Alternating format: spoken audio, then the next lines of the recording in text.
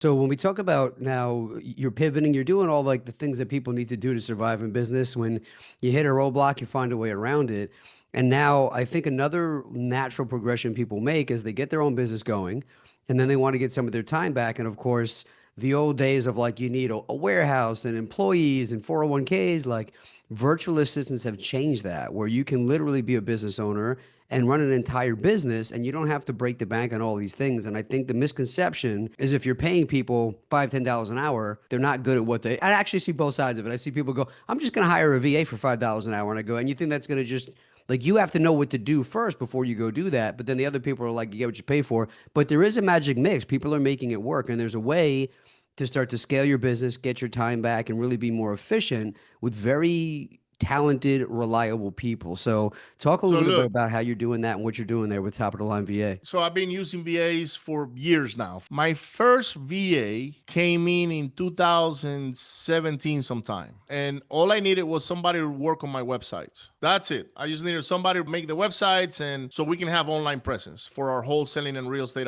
business. His name was Carlos. He actually worked with me until last month. So it was about an 8-year run that we did. Amazing. I love the guy. He helped me build this company from the ground up. And then the second VA I had was somebody to handle my social media, to do the post. And because I knew I wasn't diligent about it. Like, they would tell me, hey, you got to post X amount of times a day. And I was like, I forget about that stuff. Like, I'm not even paying attention to my phone. You texted me earlier. I wasn't looking at my phone, man. I'm very bad with my phone. So those were the first two people.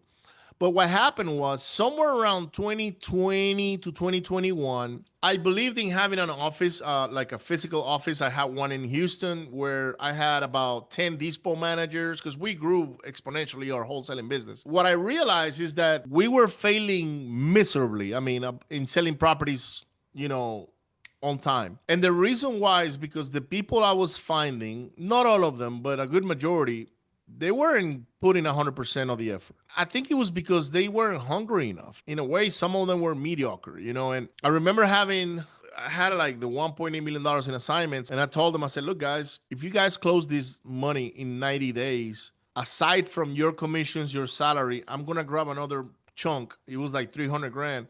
And I'm going to give it to you guys on bonuses because I'm thinking they're going to go work for that money. They're going to be, motivated to collect that money. The truth is they weren't willing to do the things they needed to do to collect that money, which was make more phone calls, talk to more people. On a weekend, I'm looking at my CRM and I'm looking at all this money on the pipeline and I'm like, man, do I need to get on the phone and start calling myself and selling some of these deals? And I did. And I assigned a few deals right away. And my dispo guy, Caesar, at the time, he was also doing the same, but the other guys weren't doing it.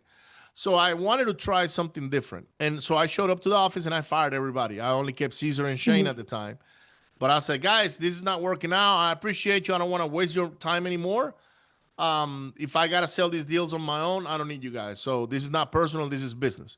So I let them all go. And I talked to Caesar and I said, look, man, this is what I think I want to do. Because I really thought at that time, Nick, I was going to quit. I thought about quitting the business. I was like, maybe I'm not good for this. Maybe I'm not, maybe the universe is pushing me on a different direction. I don't know. But I said, look, I got these two guys in Venezuela, Carlos and Carla. Okay.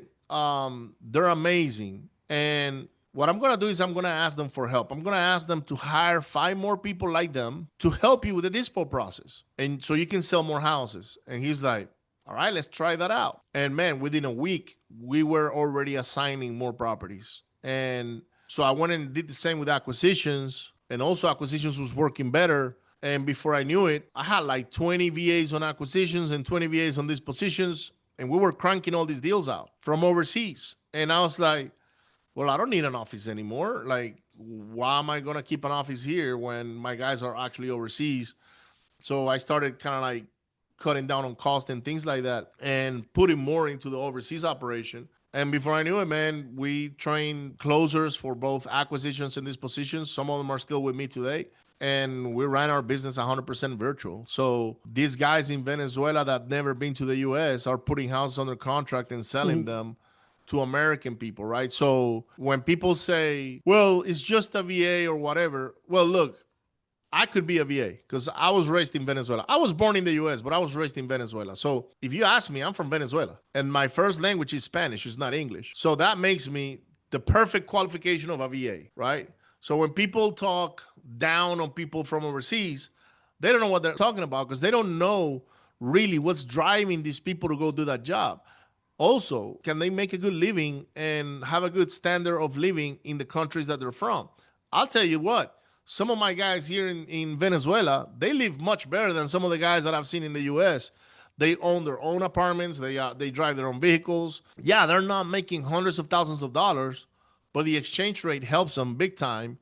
And for them, making a couple of grand a month here in Venezuela is they're like almost like rock stars. I've seen some of those guys partying on the weekends, and I'm like, oh my god, they're making it rain, right? I found a way to operate, I would say cheaper, right? Because the exchange, so an employee in the US right now costs maybe 3 to 4 grand a month. We can provide a full time person that's got a college degree, most likely, or a university actually, a whole bachelor's for $12.97 per month. So how is this person different than another one that's on another country, right? They're not.